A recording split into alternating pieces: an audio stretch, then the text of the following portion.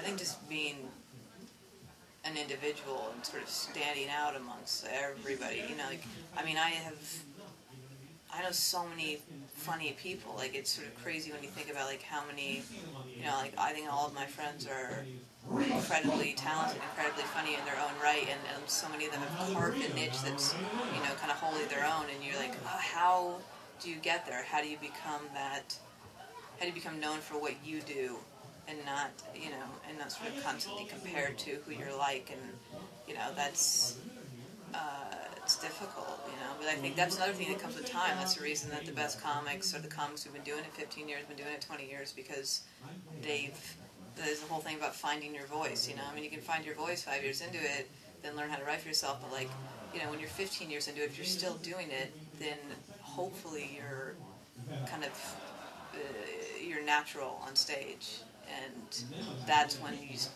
start, you know, kind of inspiring people, because it's like, holy crap, how do they do that? I mean, there's also, those are the people who I think write the most prolifically too, a lot of times, you know, because you've been doing, essentially being yourself on stage for 15 years, so everything you, I mean, you could write all day long because your writing is just the way you think, you know, as opposed to struggling, and, you know, I mean, a lot of what I do still, and I'm trying to veer out of it, I mean, not veer out of it, but do more, is like just the one-liners and all that stuff, which is fun, but it, you know, you also see, or at least I see, like, so many other people doing it now, you know. I mean, not that no one did it before, like, that I was unique or whatever, I'm not claiming that, but just when you start to see a group of people who seem a little bit like you in some ways, not that they're emulating you, but just that, you know, the one-liner thing, whatever, you're like, oh, I gotta do something new and different, and I don't know if I'm doing that, I don't know what I'm doing right now, I'm just trying. I don't know, it's funny, I've felt myself, not even felt myself, I've heard myself basically do somebody else on stage at times, like just a handful of times, like throughout the years, where you're, you know, there is certain people with kind of just their inflections or a certain cadence, like where you're doing a joke and then you'll tag it or something with a line to go, oh my god, I just did, you know, Brody Stevens or just Todd Barry or somebody with like a very unique way of delivering, but like I feel like the times I've done that on stage or caught myself doing it, I acknowledge it. Even the crowd is like no idea what I'm talking about. I'm like, guess what I just did? Like I'm like, I know, you know, I would never want fingers pointed at me like, oh, she's doing this person's act. Or I think when you're a woman, you talk about certain things. Like Sarah definitely was, you know, paved the road for women kind of talking about certain, you know, certain subjects. And so I'll get even like emails and stuff of like, you know, did you like Sarah, or you kind of, I mean, I don't think that our delivery is the same at all, but like, and I'm a fan of hers, and I've clearly, you know, watched her before I started doing comedy, but I don't know, that stuff's hard to avoid, because people either say your jokes are like that person, or your delivery's like that person, or your, you know, I mean, it's, I'm trying to... How does that make you feel when people say that? Well, I haven't been really accused of that so much, and like even, you know, Sarah's has been super supportive, you know, it's like seeing me go up and doing what I do. I think that, I don't know, you know, it's funny, I really haven't had people say she's like that, except I also know that chances are, you know, somebody wouldn't put me and, you know, Sarah and Bonnie McFarlane on the same show, you know, just because, whoa, those are three women who happen to say things that are moderately offensive at times. Like, it's a weird thing. I mean, I think it happens, it's harder for women too, because a lot of times there's one woman on a show or two women on a show, and, you know, it's, I don't know, it's weird. It's I'm not being super articulate about it, but I don't know. What do you say that somebody says, hey, you seem a little bit like somebody you really like? Like, oh, okay, well, thanks, you know, like, I guess I think Sarah's funny, so if somebody says that, I remind them of her.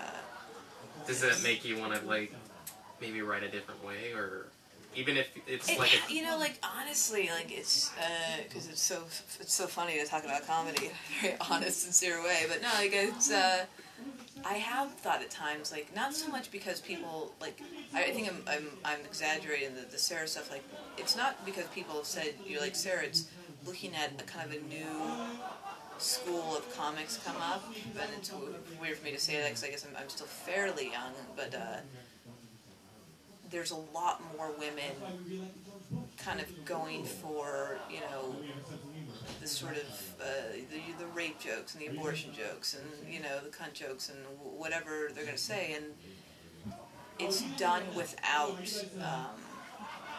you know, sort of without regard to really crafting a great joke, you know. So suddenly there's you know, a new, like a crop of girls on stage saying blah blah blah blah rape, blah blah blah blah, you know, abortion, and then you're like, okay, well, I'm not a big fan of that joke, but like it also makes me think, I shouldn't even do these jokes anymore because, you know, a lot of audiences only hear that one kind of trigger word, you know. So I have at times thought, like, you know, tried even to stop or to write different kind of jokes, but at the same time I wrote those, you know, the jokes I've written I wrote because that's what I thought was funny, and you can't really change what you think is funny. You know, I could write a totally different way, but that it would all be sort of fake. I wouldn't really know if what I was saying was funny or not. Well, you're a big Dane Cook now. No, I'm not. I don't know. I mean, you know, I feel like Dane Cook is kind of. It's funny. I almost feel bad for him now that he's become, you know, this target of a lot of, you know, kind of comedian vitriol. Like, but it's also. It's weird. It's not that. By the way, it's not like that. I don't like him. Like, you know, it's not that I don't like him. I've never met him. I don't know him. But the fact that he is essentially the face of comedy for, you know, a generation that I think should be, you know, at least aware or more aware of, like, your, you know, like, at least, I mean, the fact that Dane Cook is more popular with College Kiss than Patton Oswalt or Zach Galifianakis, or, you know, that's what hurts me. It's not even like I feel jilted. Like, I don't think I put in the work to sort of have that adoration right now. Like, that's, you know, that's not the point. It's just that there are people doing something so good, and because, you know, every college kid in America doesn't know who they are, they're not Dane Cook, and like, that's what kills me. That's the Dane Cook. That's what, you know, is the hardest thing about the whole Dane Cook explosion or whatever, is that there are people who are so great that are relative unknowns, and, you know, if I guarantee you, if you were to pass out patent CD or whatever to everybody walking out of a Dane Cook show, they go home and they go, this guy's great. They just, you know, it hasn't been shoved down their throats. So, you know, but then again, that's another thing to sort of, you can let it, you know, you can let it make you angry, or you can just say, well, you know, it's not my time, it's not his time, and just go on, do another show. Bought you a book endorsed in the Oxfam, looked through the others, could only find one, broke it in two, and I set it free. Sorted in quarters, looked at the tree. You said abandon the ways of the world. I took you on, left it on your door. Watch all the record words crumbling.